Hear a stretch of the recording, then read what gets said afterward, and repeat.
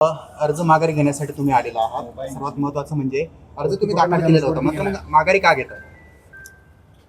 बघा, परिस्थितीची संपूर्ण जाणीव तुम्हाला आहे, तरी सुद्धा या ठिकाणी जालना छत्रपती संभाजीनगर स्थानिक स्वराज्य संस्थेमध्ये मी या ठिकाणी माझा उमेदवारी अर्ज दाखल केला होता आणि ते निवडणूक लढण्यासाठी दाखल केला होता. पण मला या ठिकाणी माझे नेते आणि माझे वडील आणि आपल्या राज्याचे उपमुख्यमंत्री शिवसेना पक्षाचे मुख्य नेते एकनाथरावजी शिंदे साहेबांनी आदेश दिला की म्हणे यावेळेस तुम्ही थांबून घ्या, पुढे तुमचं नक्कीच या ठिकाणी विचार होईल. म्हणून मी या ठिकाणी माझा फॉर्म माघारी घेतोय आणि पूर्णपणे जसं आमदार अब्दुल सत्तार साहेबांनी सांगितलं आणि एकनाथ शिंदे साहेबांनी सांगितलं तसं आमचा महायुतीच्या उमेदवाराला पूर्ण पाठिंबा आहे. बरं, सर्वात महत्त्वाचं म्हणजे बऱ्याचदा वडिलांनी नाराजी देखील व्यक्त केलेली आहे. सन्मानजनक वागणूक किंवा तुम्ही पक्षासाठी जे काही इतक्या वर्ष कामं केली तर कुठेतरी अडचणी तुम्हाला फेस करावं लागतं. त्यांनी खतखत व्यक्त केलेली होती. मी एक सांगतो तुम्हाला, जी काही खतखत होती, जी काही अडचण होती, जे काही म्हणणं होतं ते एकनाथ शिंदे साहेबांसमोर साहेबांनी मांडलं आणि साहेबांचा त्या ठिकाणी समाधान झाला. ते सर्व गोष्टी क्लिअर झाल्या, म्हणून माघार घेण्याचा आम्ही निर्णय घेतलेला आहे. बरं, आता पुढची वाटचाल काय असणार आहे? पुढे कोणत्या निवडणुकीमध्ये तुम्ही सहभागी होणार? कारण तुमचं नाव जिल्हा बँकेसाठी चर्चेत आहे. मी जिल्हा बँकेच्या संचालक पदासाठीचा माझा उमेदवारी अर्ज आजच भरून आलेलो आहे आणि निवडणूक मी लढणार आहे.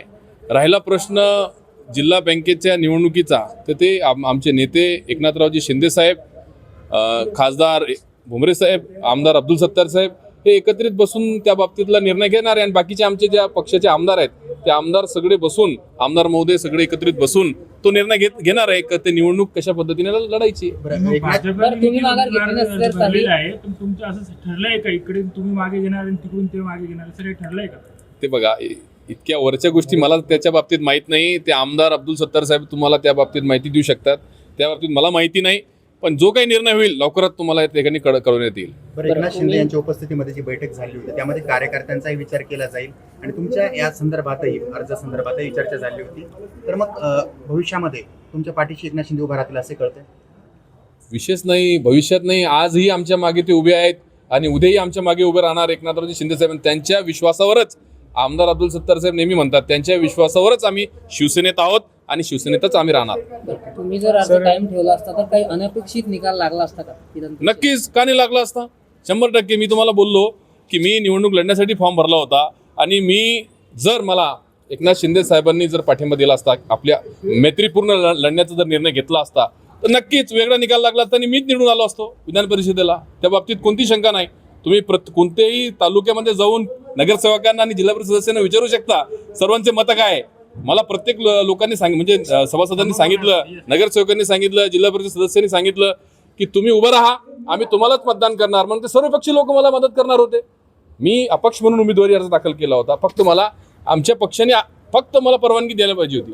मला पक्षाने परवानगी न दिल्यामुळे मी या ठिकाणी माघार घेतली आणि मी जी माघार घेतलेली आहे याचा नक्कीच मला भविष्यामध्ये फायदा होणार आहे. मी पक्षाचं ऐकलं म्हणजे मला भविष्यात फायदा होणार आहे. तुमच्या विजयाचं गणित ठरलेलं होतं अगोदर? ठरलेलं होतं ते गणित देखील माझ्या काही मीडियाच्या बांधवांनी दाखवलं पण होतं.